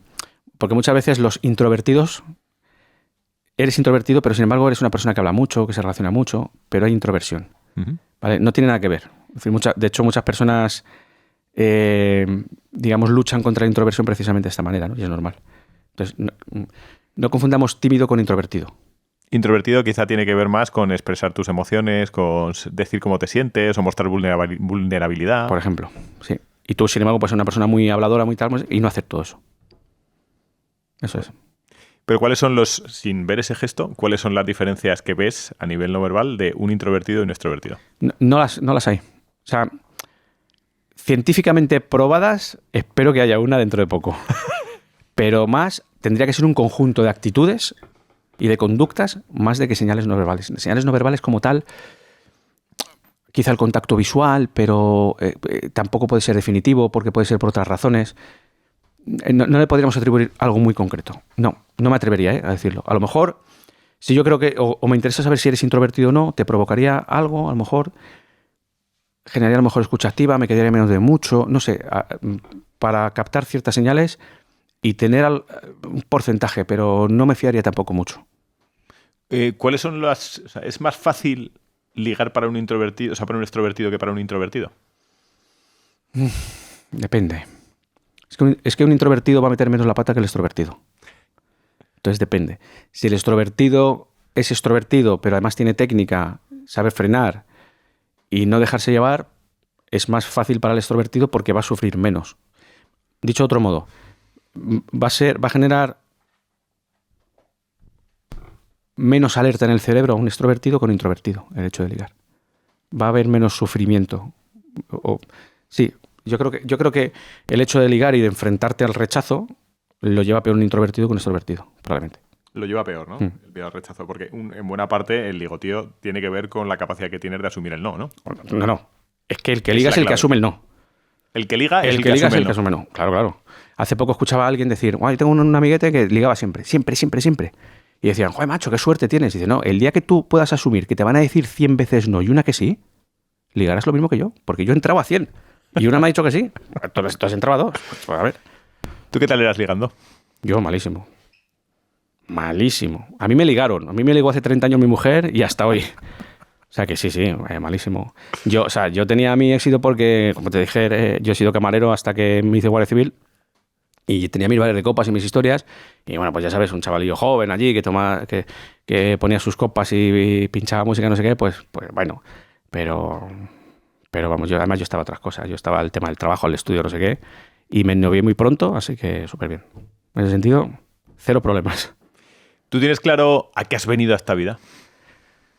Pues no lo tengo muy claro. Porque lo que yo pensaba, lo que había venido a lo que estoy haciendo ahora no tiene nada que ver. Y creo que estaba más confundido antes que ahora. No sé, yo creo que he venido a ayudar a gente. He ayudado a mucha gente con situaciones muy jorobadas, muy jorobadas a nivel psicológico y con pensamientos muy difíciles, muy complicados. Y yo ya con eso me doy más que satisfecho. Y creo que ese es el camino. Porque hay gente que está muy sola, hay gente que no se atreve a pedir ayuda, y los que podemos ver que hay gente que necesita ayuda pero que no la van a pedir porque son muy introvertidas, porque no quieren hacer partícipes a nadie, pues creo que tenemos que hacer eso. Y el hecho de poder hacerlo y poder ayudar, y ya digo, que tenemos casos ya que hemos ayudado a muchas personas, creo, no sé si he venido a eso o no, pero desde luego me siento muy cómodo haciéndolo. A mí me parece que la calidad de vida, por lo menos en mi caso, tiene que ver mucho con la calidad de las conversaciones internas que tengo conmigo mismo. Bueno, claro. Y me parece que cuando tengo momentos en los que la calidad de las conversaciones son una mierda, pues mi vida es relativamente tendente a la mierda. No, te lo aseguro. Y sin embargo, al revés. ¿Tú qué nivel de calidad tienes en tus conversaciones internas? Si me lo preguntas ahora, va a ser muy diferente a la que tenía ayer y la que tendré mañana seguramente. Mi interior es bastante movido. Es revuelto. Muy revuelto. Es muy revuelto. Mi mente va muy rápido y yo tengo un problema heredado de mi madre. No sé si problema. Creo que te hace sufrir. Y es que yo voy a 2 semanas. O sea, yo estoy ya situado en 2 semanas. O sea, mi cerebro es muy predictivo, como todos los cerebros, pero el mío sí cabe más. Y siempre estoy en... no sé, me lo invento. El lunes tengo que tal, a ver si no sé cuántos, pero ¿y si cabe la posibilidad de que pase esto? Tengo que prever lo otro. Estoy todo el santo día así. Estoy todo el santo día tratando de cubrir opciones. Y eso tiene un desgaste tremendo. Enorme, enorme. Y sufres, además. Porque muchas veces te das cuenta, muchas veces no, te das cuenta que tú no puedes cubrirlo todo. Ni puedes estar pendiente de todo. Pero yo lo necesito. Y necesito tener una sensación de control siempre. Y eso a mí me provoca muchas veces situaciones internas comprometidas. ¿Y alguna vez no has tenido el insight de decir, hostia, baja la guardia, Juanma? Baja la guardia y disfruta. Bueno, de hecho, alguna vez no lo he tenido. O sea, lo tengo siempre. O sea, yo siempre trato de decir, tío, disfrútalo. O sea, yo hago eventos, hago historias que para cualquier persona serían un sueño, porque es precioso, pero yo los sufro. Y los aprovecho y los disfruto cuando han pasado. Pero hasta que pasan, los sufro y lo paso mal. Y en buena parte no te habrás dedicado a lo que te dedicas un poco para tener herramientas para eso, es decir, controlar más el entorno, ver qué es lo que pasa, controlarlo y planificarlo. Hombre, claro, es que para mí ha sido... Y que te da tranquilidad. Para mí ha sido funcional y adaptativo el dedicarme a lo que me dedico, ¿no? Todo esto a mí me ha venido muy bien para tener mayor control de todo. De todo. Yo, a mi manager que está por aquí, el hombre, le tengo frito porque siempre digo, pasa algo, y le digo, ¿te acuerdas que te lo dije? ¿Te acuerdas? Eres el pesado típico de... Lo dije. Te lo dije. Te lo juro, ¿eh? Porque además estoy todo el puñetero día analizando situaciones pam y empiezo, es que creo que tal. ¿Tú te has dado cuenta que esta persona aquel día hizo esto, lo uno, lo otro? Yo creo que el objetivo es por esto y por esto. No, hombre, que no me lo cuento. Pasan meses, tracatrán. Te lo dije. Pero no a él. O sea, él es el que me sufre porque está todo el día conmigo. Pero me pasan constantemente. Constantemente mucho. O sea, cometo muchos errores, ¿eh? Y muchas veces son... iba a decir pajas mentales, pero no lo voy a decir. Pero la mayoría no. Porque voy muy por delante, porque tengo una capacidad de análisis muy grande, porque mi cerebro va muy rápido y porque, no sé si es por experiencia, porque ya tengo 50 años o por qué, que joder, macho, que... Y me enfado. O sea, cuando me sale, lo sabía, lo dije, me pongo malo. Pero no puedo hacer nada. Imagínate que volvemos a tener una reunión con el Juanma de 13 años que leyó el primer libro de todo este rollo. Si lo tuvieras que analizar y darle algún consejillo a nivel de estas cuestiones que estamos hablando, ¿qué le dirías a ese Juanma? Yo creo que no le diría nada. Es que cualquier tipo de modificación y de información que recibiera ese Juanma iba a modificar el Juanma de ahora. Y yo creo que no le diría nada. Y de decirle algo le diría invierte en fondos indexados. El tirón. Es como Regreso al Futuro. Sí. El almanaque, Invierte, el tío. almanaque, macho. Invierte, vete metiendo pasta en SP500 o lo que tú quieras. Pero no lo sé. Me da miedo, o sea, es un sueño que he tenido muchísimo tiempo, ¿no? El decir, joder, si volviera para atrás. Pero ¿y si el mejor consejo se vuelve en contra? Es que no lo sabes. Yo estoy donde estoy por errores acertados. Errores acertados. No decisiones acertadas, ¿eh? Yo estoy aquí de coña. O sea, yo estoy aquí porque un día me abro una cuenta de TikTok porque mi hijo se abrió otra y le quería controlar. Y 4.200.000 seguidores en TikTok. Te tengo que decir que es que no. Entonces, a lo mejor un consejo a un niño de 13 años hace que no se abra la cuenta de TikTok cuando tiene 40 y pico. No lo sé. Es una responsabilidad. Es que no se sabe. Lo he dicho, errores acertados, ¿no? Uh-huh. O sea, al final, ¿no te da la sensación, macho, que hay veces que hay que tomar las decisiones y hacerlas buenas? Es decir, las decisiones son las que son, harás las buenas. Eso es. Sí. Porque además, si tienes que esperarte a que sean las mejores... Y últimamente escucho algo que está como muy de moda, pero es verdad, macho. Mejor hecho que perfecto.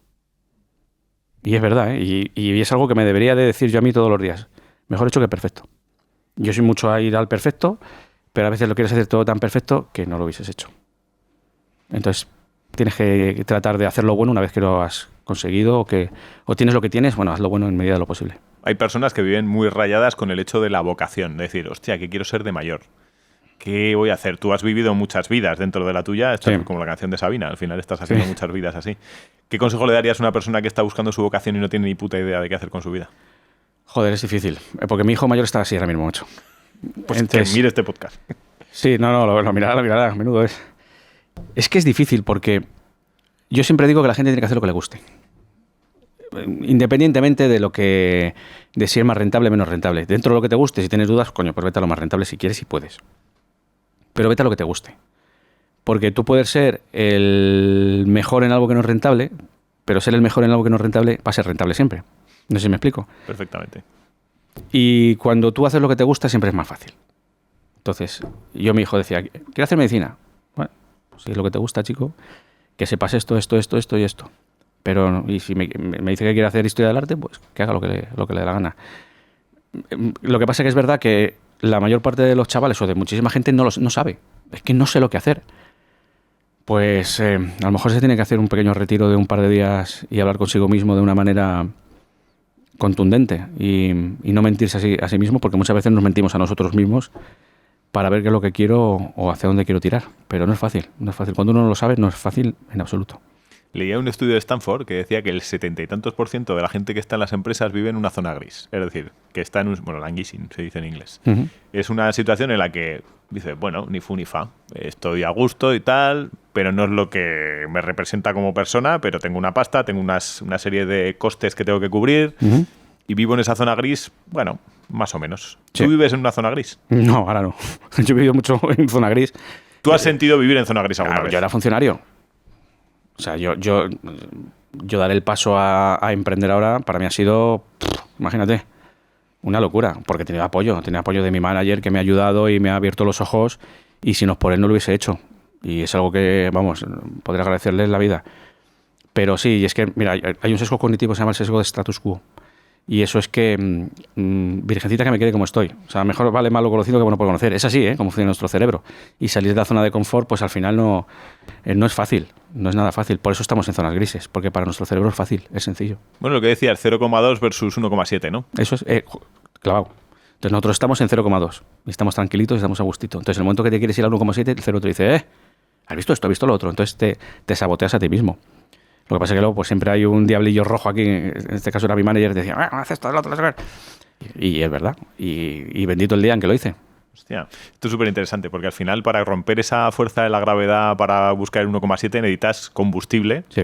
Que al final, como un viaje a la Luna, necesitas el 80% del combustible se gasta en romper la fuerza de la gravedad. Y muchas veces el combustible es tu manager o gente que está alrededor. ¿En qué medida son importantes para ti los mentores, la gente que has tenido alrededor en tu carrera profesional? Para mí ha sido el 99% de todo. De todo.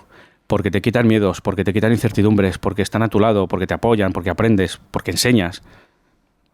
Para mí es que si no hay mentores alrededor de ti, no eres nadie. O sea, yo siempre diré que soy una persona que me he construido a hombros de gigantes. O sea, yo soy lo que soy por la gente en la que me ha apoyado. O sea, yo no soy ningún científico, no soy ningún gurú de nada, no soy un experto en absolutamente nada.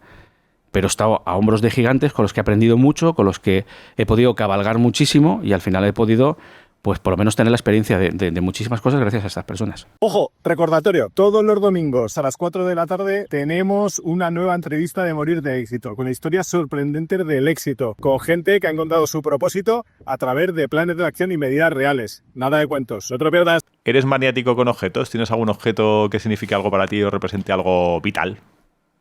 Soy maniático de algunas cosas. Yo, por ejemplo, mira, me está sacando muchas cosas, ¿eh? Yo cuando tengo intervenciones importantes me tengo que poner unos calcetines concretos y ropa interior concreta. O sea, eres manietas. Eres un manietas. Sí. Pero tiene que ser uno. Claro, eso se irán gastando a medida que vayas teniendo intervenciones concretas. Es que no tienen que tener características concretas. No es uno concreto, sino características concretas. ¿Se puede decir? ¿Es confesable? Sí, la ropa interior tiene que ser azul, ¿vale? Y los calcetines tienen que ser frikis, a ser posibles con caracteres mexicanos. ¿Con qué has venido hoy, macho? No, he venido normalito. Hoy vienes tranquilo. Sí, hoy vengo tranquilo. Mañana sí me los pongo. Mañana tengo aquí un evento complicado, mañana me los pongo, sí. Qué bueno, qué bueno. Aquí siempre damos un consejo al siguiente entrevistado o entrevistada que no conocer de nada. Uh-huh. ¿Qué consejo le darías a una persona que no tienes ni idea de quién es? ¿Un consejo de vida o un consejo de...? De vida, de lo que tú quieras regalarle. Es gratis, for free. Vale, que mira, un consejo que muchas veces me lo digo a mí mismo, me trato de refrescar, y ya ha salido antes, es que de vez en cuando tengas un ratito contigo mismo, un ratito de hablar contigo y de ser sincero contigo mismo, pero ser sincero de verdad, no de decirte y escucharte lo que quieres escuchar, sino ser sincero de verdad, porque nos sorprenderíamos de ver lo poco sinceros que somos con nosotros mismos con tal de no salir de nuestra zona de confort. Y nos damos cuenta a todo lo pasado. Cuando, ostras, es verdad, esto ya lo sabía, esto ya lo sentía, me había dado cuenta pero no lo veía. Entonces hacer eso tenemos que hacerlo como en las empresas, los lunes por la mañana.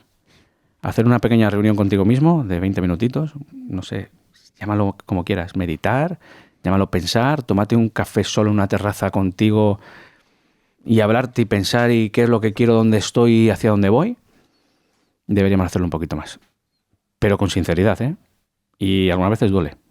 Es que me parece, fíjate que es el Quan, como la peli, el Quan de esta conversación. Al final estamos hablando de interacciones entre los demás, de cómo nos sentimos, pero el lenguaje más importante es el que tienes contigo mismo. Duda. Y tienes que aprender a detectar cuáles son las señales de tu lenguaje interno. Sí, tal cual. Y además tienes que tener mucho cuidado con lo que te dices. Mucho cuidado con lo que te dices. Cuidadito con los gestos que te haces. Exactamente. Y con lo que te dices. O sea, sí. Porque al final el cerebro aprende por repetición. Entonces ten cuidado con lo que te repites, porque lo aprendes. Joder.